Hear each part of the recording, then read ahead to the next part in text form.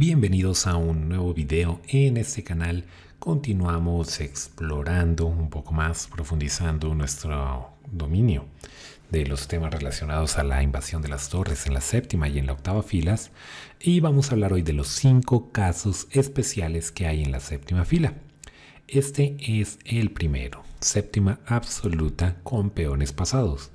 Entendemos por séptima absoluta que con nuestro control de la séptima fila encierra al rey rival en la última fila, como en este ejemplo. Si el peón estuviera en F7, el control de la séptima fila no sería absoluto, puesto que el rey puede escapar por un lado.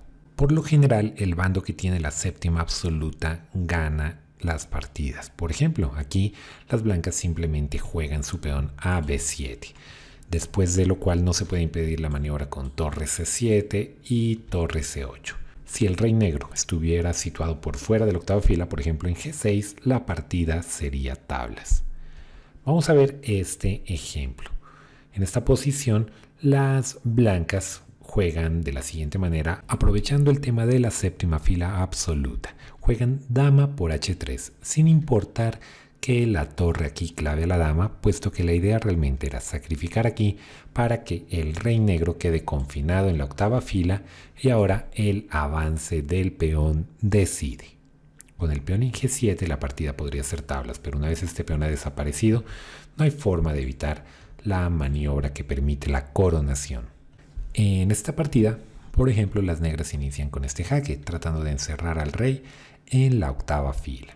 Y viene el avance del peón de A, sin importar que se pierdan algunos peones, puesto que en este punto las negras ya van a avanzar su peón a A2 y no hay forma de evitar la coronación de este peón.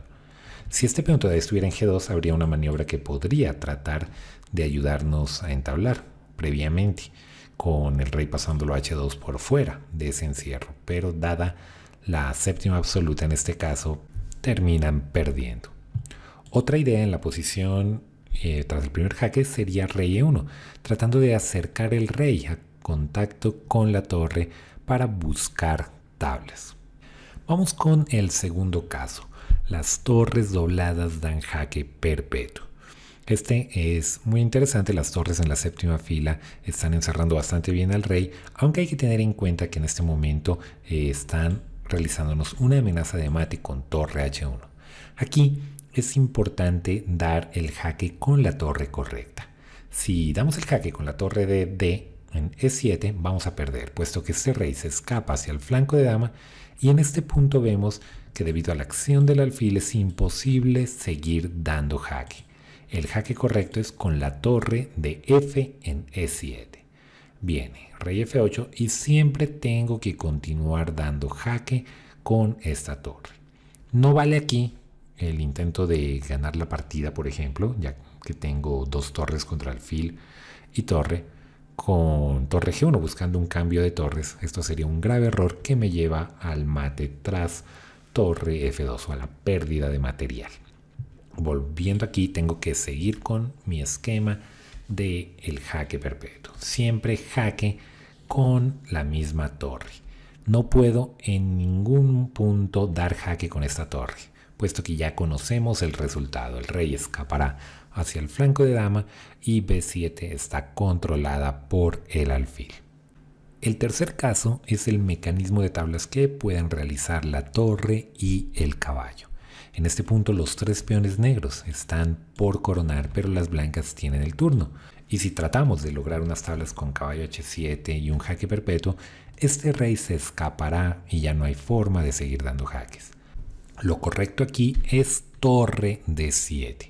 Allí completo el mecanismo. El caballo desde F6 está listo para defender esta torre que corta el paso del rey por la columna D. No importa qué peón corone, va a venir jaque, jaque y no hay forma de escapar. El rey no puede elegir, por ejemplo, ir al rincón porque recibiría mate. Si en la posición inicial añadimos una torre en C8, la primera jugada torre D7 que hacíamos en el anterior ejercicio nos serviría, puesto que tras torre C6 ya no tengo más jaques luego con el caballo en F6, sería capturado. Pero aquí no es necesario hacer uso de la torre blanca de ese modo, ya que la torre negra corta el acceso a las casillas del flanco de dama. Sencillamente los jaques funcionan y este rey nunca puede ir a D8 porque recibiría mate. El cuarto caso es un caso sencillo, pero que es útil para comprender nuestro quinto y último caso. Aquí la idea es una maniobra de desviación con la cual extraigo al rey negro de su rincón. Por ejemplo, torre H7, torre G7 y ya lo extraje del rincón. Aquí va a haber diferentes formas de jugar. En este ejemplo en concreto, la idea es dar jaque, por ejemplo, y llevarnos el alfil. Este es el esquema básico para la maniobra envolvente. Es importante para el bando que se defiende tratar de mantener el contacto con una de las torres durante el mayor tiempo posible, porque si no podría recibir mate o incluso perder material u otras combinaciones. Mientras que tengo que tener en cuenta que con blancas debo tratar de romper esa defensa. A partir de esta posición, las blancas pueden intentar 3 maniobras diferentes con diferentes objetivos. Puedo buscar la ganancia de material, puedo tratar de buscar una combinación de mate o una combinación que me permita ganar un tiempo. Este es un ejemplo de una ganancia de material. Extraigo al rey a la posición base de la maniobra envolvente y con este jaque invado en la octava fila a través del flanco de rey para ganarme la dama. En el caso que esté buscando mate, tengo que tratar de romper el contacto del rey con la torre, lo que puede hacerse, por ejemplo, con el uso de otra pieza, en este caso el alfil. Fuerza al rey a desplazarse hacia el centro y vendría el mate. Otro ejemplo podría ser con un peón N6. En este caso, puedo dar este jaque, se rompe el contacto del rey con la torre de G7 y tras este jaque podré coronar con un jaque doble. Están forzados a mover el rey y en pocas jugadas habrá mate. En esta posición puedo tratar de hacer uso de esas ideas. Primero, busco la maniobra típica que extrae al rey, llego al esquema básico para la maniobra envolvente y a partir de aquí caballo G5 es una jugada muy fuerte. Estoy amenazando entrar en E6 para que se rompa el contacto del rey con la torre. Si el caballo es capturado, vendrá el peón a F6. Este peón defiende a la torre, ya no hay necesidad de romper el contacto puesto que la torre está protegida y vendrá el mate. Y si en lugar de capturar este caballo que amenazaba entrar allí, defienden esa casilla con el alfil, podría capturar y ahora es el peón el que amenaza avanzar para romper ese contacto como vimos antes. La única forma de impedirlo es con la torre N8, pero perderían material de inmediato. Los peones pasados del negro son muy fáciles de detener con estas piezas tan poderosas. Y aquí tenemos un ejemplo del último caso, una combinación para ganar un tiempo. Llego a la posición típica y en este punto puedo capturar libremente el peón de D7. Estoy amenazando mate en H8, lo que obliga a ese rey a regresar y nuevamente jaque, vuelvo al esquema típico y ahora capturaré el peón de C7. El rey está forzado a volver al contacto con la torre de H, pierde ese contacto y ahora gano el peón de B. Viene nuevamente, ahora captura acá, puede capturar y simplemente la torre capturará ambos peones y fácilmente daremos un mate. Ahora miremos el ejemplo de esta partida. Aquí las negras jugaron torre F8 con la intención de continuar con F6 para reducir el material hasta el punto de que ya no haya con qué ganar. Las blancas simplemente capturan y viene alfil C5 obligando a esa torre a tomar una decisión. Si permanece en séptima será acosada aquí con torre B7 y tras el cambio puedo capturar aquí y el alfil negro tiene mucho trabajo, no va a lograr detener a ambos peones. Volviendo a alfil C5, la única jugada válida sería torre C8 atacando el alfil, pero aquí las blancas ya habían visto la posibilidad de combinar la séptima fila con peones pasados. Tiene su peón pasado y ahora la séptima fila absoluta. Estamos amenazando la maniobra de torre E7 para entrar aquí justamente en la casilla E8. Controlan esa casilla y aquí no vale la pena hacer torre E8 y donde me capture, por ejemplo, coronar porque hay un ataque descubierto con el cual pierdo la dama. La clave tras alfil B5 es mejorar el rey.